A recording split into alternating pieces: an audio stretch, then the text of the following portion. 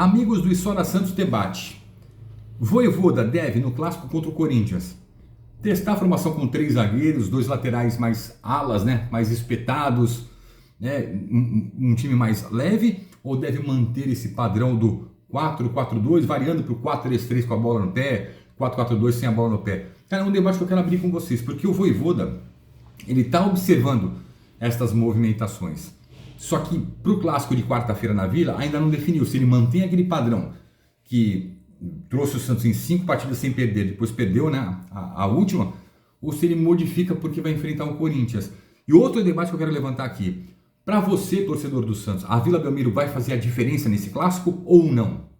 Ou o Santos cai no lugar comum que vem se colocando ao longo dos anos, onde a Vila Belmiro é nossa casa na teoria, mas na prática o time não vem desenvolvendo? Vamos debater tudo isso nesse conteúdo. Se inscreve no canal, ativa o sininho, compartilha para os amigos. Cara, deixa o like, que é muito importante para engajar novamente os vídeos aqui do História Santos Debate. Vou começar sobre a Vila Belmiro, local do jogo.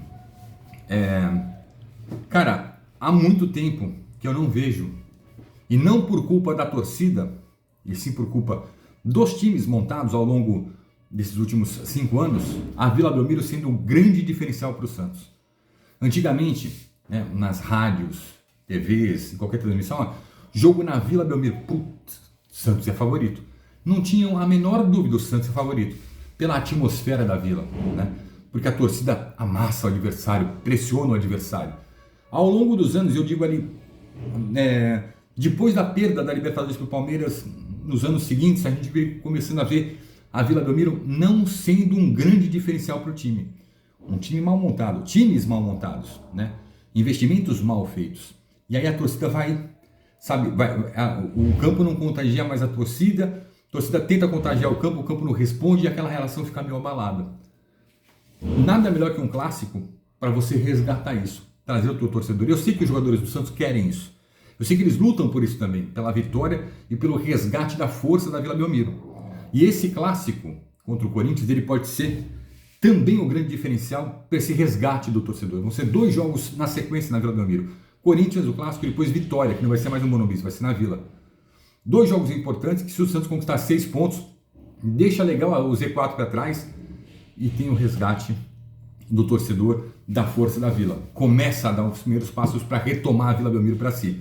Porque hoje a Vila Belmiro entra, os caras arrumam um sistema tático, os caras metem o primeiro gol, aí o torcedor fica pé da vida, o time não corresponde, não responde, e aí começa aquele negócio todo. Então, resgatar o prazer e o temor da Vila Belmiro é fundamental.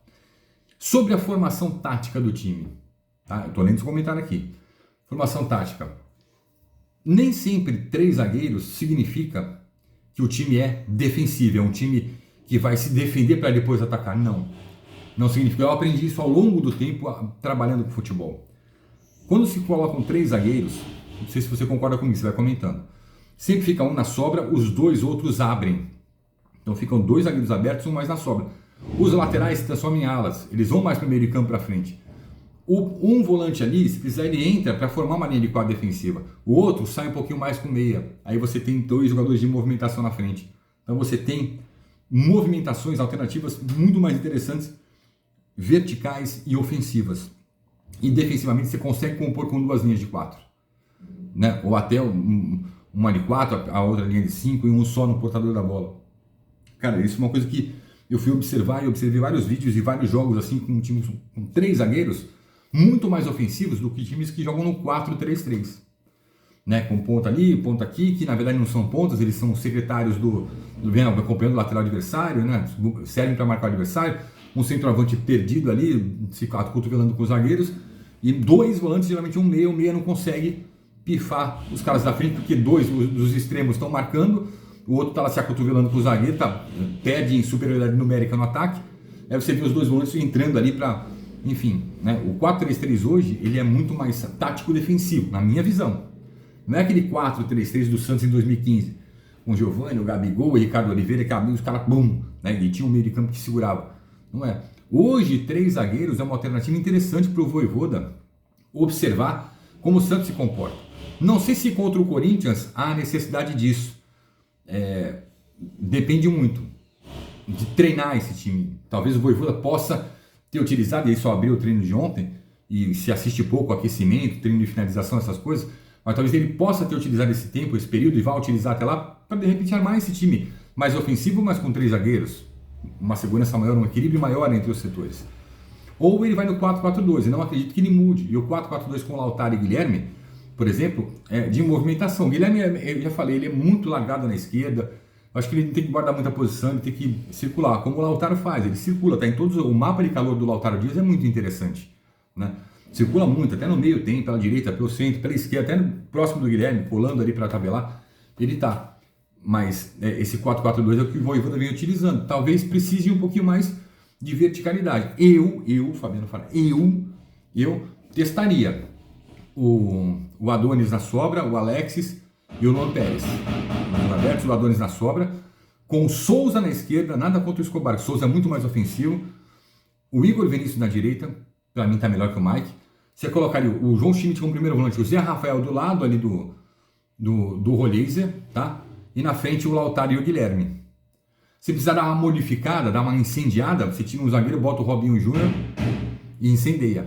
Por falar em Robinho Júnior, lá no História Santos Oficial tem um vídeo falando sobre o interesse da Europa no Robinho Júnior, quero que você comente lá também e comenta aqui. Mas essa é a minha impressão que eu tenho, taticamente, que o Santos deve ser ousado.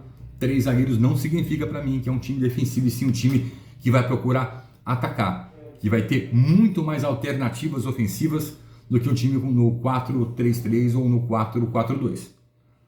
É a minha opinião, a sua, tô lendo aqui no comentário, um abraço.